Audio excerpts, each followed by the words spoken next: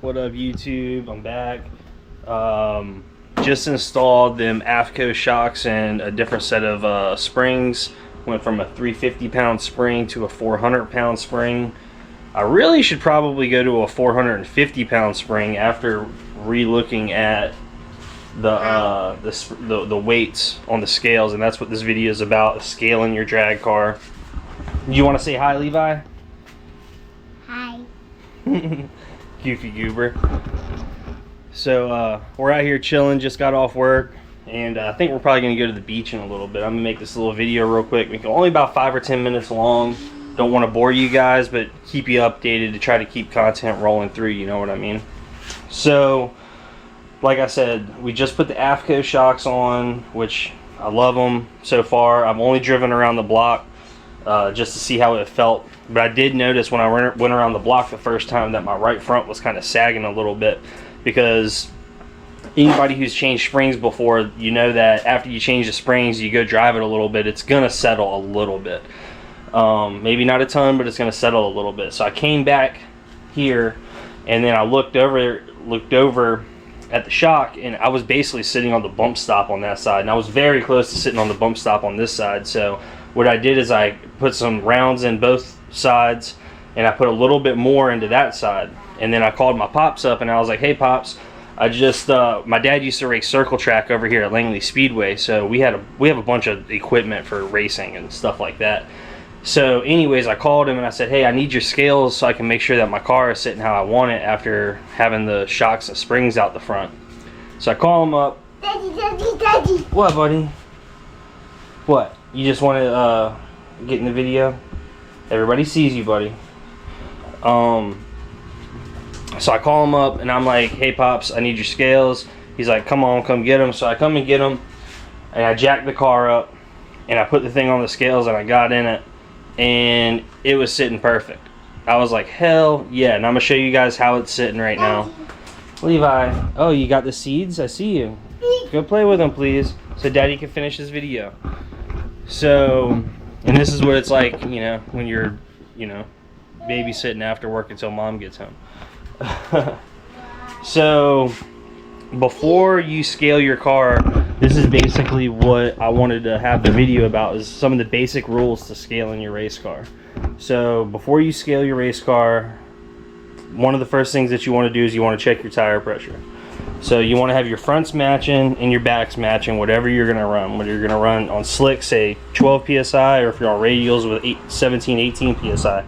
Get your tire pressures right, because you would be surprised how much weight can move with your tire pressures being off. So if you're 2 or 3 pounds low on one tire, or 2 or 3 pounds high on the other, it can definitely move your weights around and mess it up. So you want to have your tire pressure right. That's one of your first rules. Second thing that I'm going to tell you to do is you need to disconnect your anti-roll bar. So you're going to have a link that goes from your chassis to your rear end. So just undo your passenger side link that's on the rear end. Just take the bolt out, let the Heim swing. So let me go get a light and I'll show you exactly what I'm talking about there. And if you're drag racing, or if you're into it this far, then you know exactly what I'm talking about. But some people that follow are not as deep into it as others. So when you scale your race car, you want to have your anti-roll bar disconnected. I've already done this, so everything's done on mine. So you would take that bolt out right there and just have it loose, so that your anti-roll bar isn't putting any bind or anything on the chassis. So you have your tire pressure set, anti-roll bar disconnected. And the third thing that you want to do is you want to get, this is what I do. I don't hear a lot of people say this in their videos, but this is what I do. I go to the shocks and I put the shocks on full loose on rebound and compression. So the main, what I'm talking about when I do that is, my thinking about it is that if you have your shocks on relatively tight or relatively tight on rebound or compression on the front or the back, you want to make sure that all four corners are full loose so that your shocks are not putting any resistance on your chassis when you're making adjustments. So those are the three things that you want to do. And the last thing that you want to do is you want to get either a friend over to your garage to drink some beer and hang out and help you, or you need to get some simulated weight. So occasionally I have somebody that'll come over and hang out with me, but I have simulated weight on the side of my garage. I just have it tipped over now, but this is very redneck, right? So that's 100 pounds of lead weights in that bucket, and that's about, say, 80 pounds, 90 pounds of lead weights in that bucket.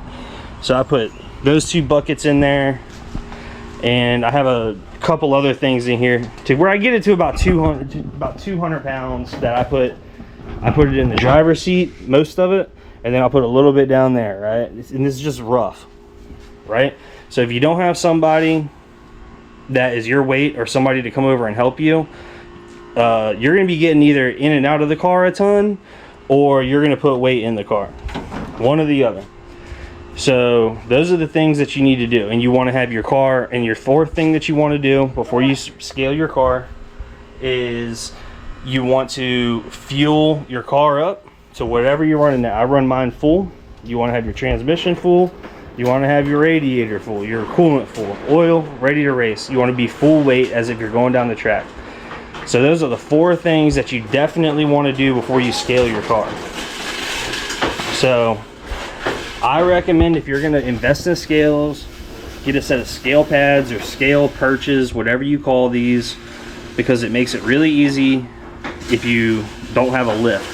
So some people with a lift, they will be able to just pick their car up off of the scales. And what are you doing, dude? What is that, your harvest of seeds? All right, take it out there in the grass and go get some more. He's ready to go to the beach. You ready to go to the beach?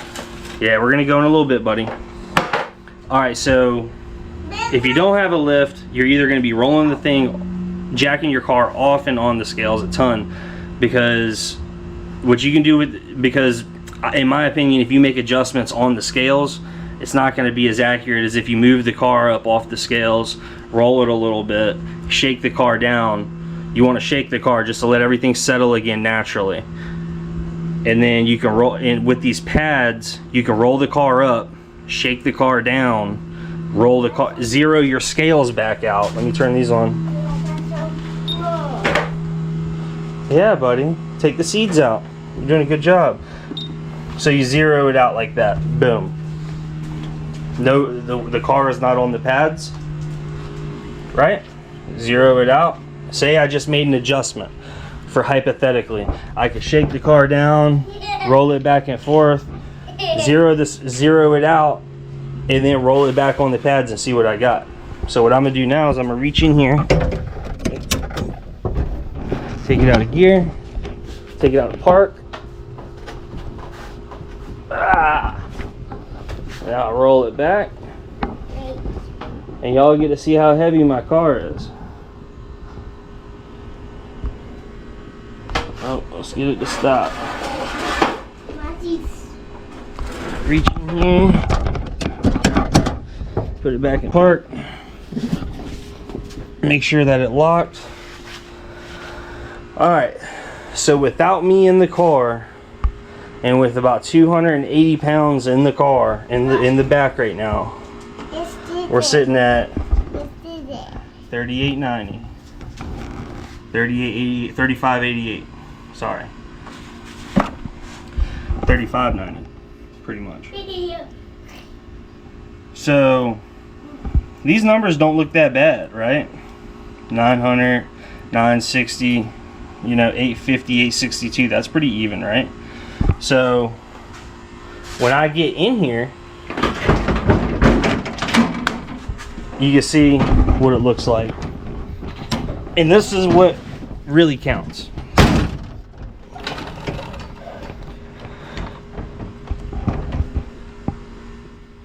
So, let me see, I'm trying to reach over and narrate this at the same time. So, looks like I got about 920 on the left front and about 910 on the right front. That's like perfect. And I got about 1015 on the left rear and about 963. Thanks, buddy. And about 963. Hold on, buddy, I'll let you in a minute.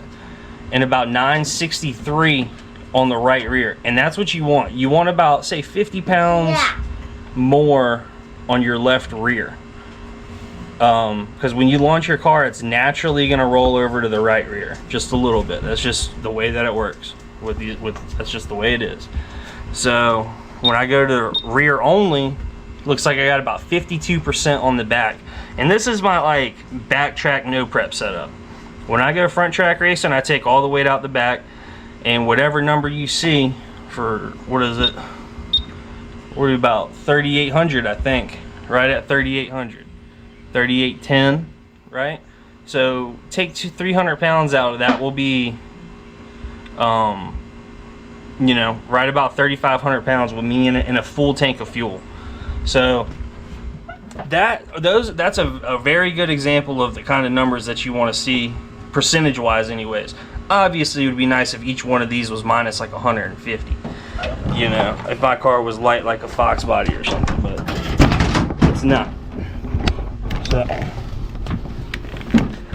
but I'm gonna give you a couple tips on how to do this. So you're gonna undo your roll bar like we talked about, and then, so hypothetically, if you had 50 or say 100 pounds more weight with you in the car on your left front, what you would want to do to correct that is actually put screw. I see you, Levi.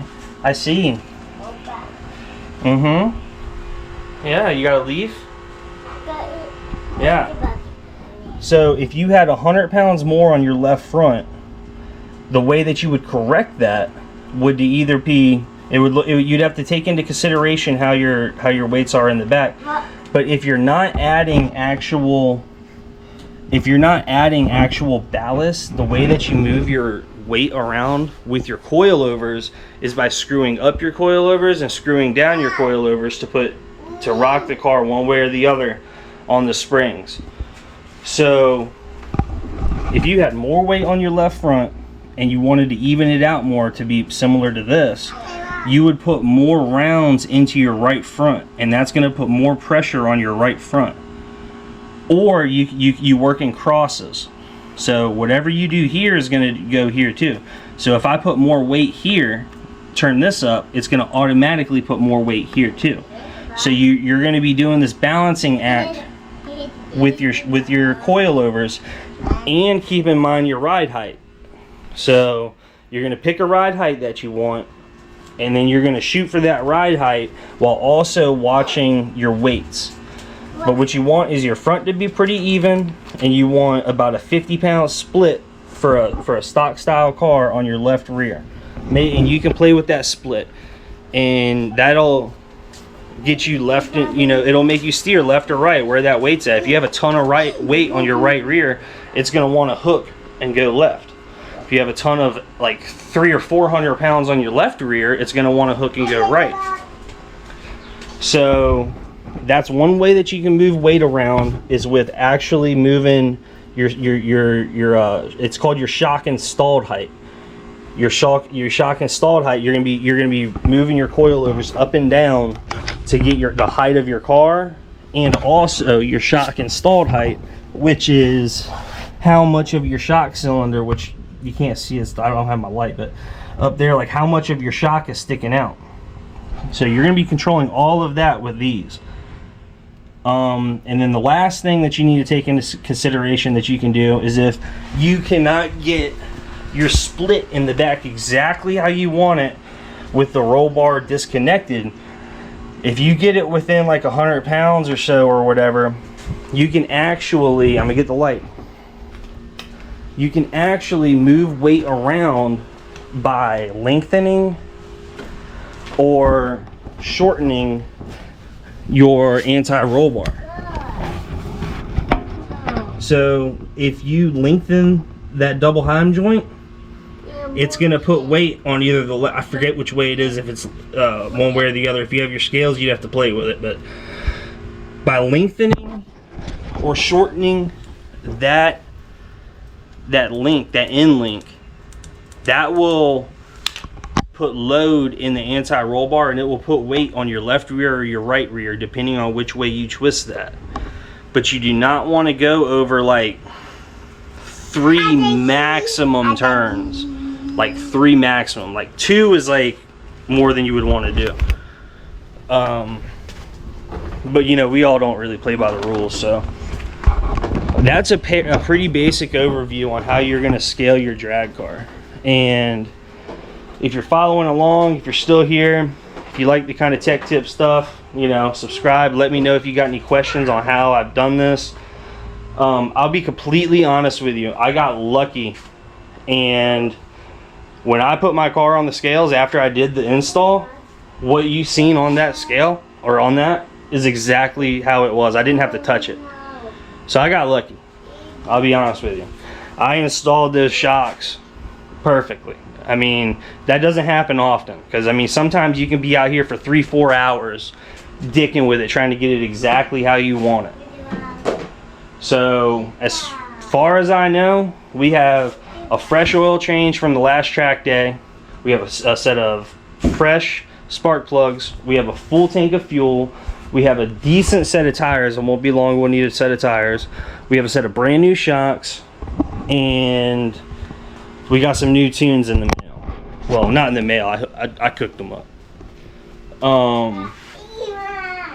And we're ready to go racing. We might go racing this weekend down at Hertford, but definitely next weekend we're going to Summer Duck. We're going to compete in the, I guess they call it the Duck No Prep, or I don't know. But that's about all the time I'm gonna take up for from you guys. And like I said, if you got any questions, holler at me. If you have any ways that you know how to make this car like 500 pounds lighter without making it like a piece of scrap metal, let me know, because I wish this thing was a ton lighter. But I enjoy having the real street car thing with the full interior and you know, T-tops and all that. This is all heavy. The glass is heavy, but you know what? It's not all about racing for me. I enjoy cruising my car. I am gonna make a video soon of redoing this exhaust, because I'm tired of the hood exit. Everybody's tired of the hood exit. I think I'm gonna come out probably down here. We'll see. I might run it out in front of the back tire, but that's a project to do all that. But anyways, all right guys, peace out.